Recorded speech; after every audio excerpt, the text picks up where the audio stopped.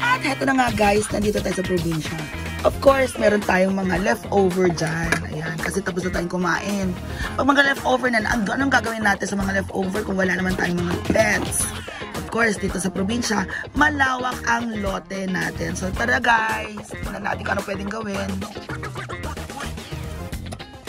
So ayan guys, ganyan lang talaga tayo. Pag nasa probinsya or anywhere else, pag may lote ka, pwede kang mag-composting.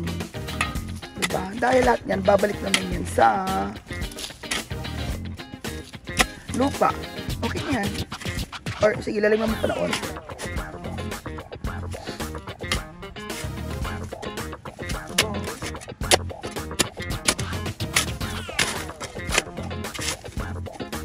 So medyo lalakihan natin yan.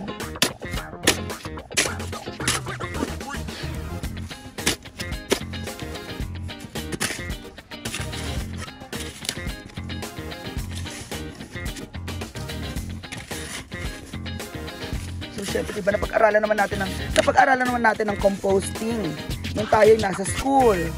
So bakit mahihirapan tayong gawin? Kayang-kaya natin gawin yan. Magiging fertilizer pa yan sa inyong lote. O, diba?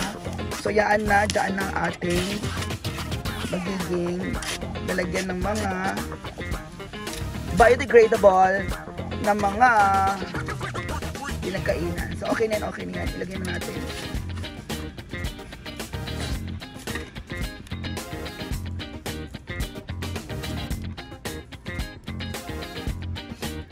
And there you go.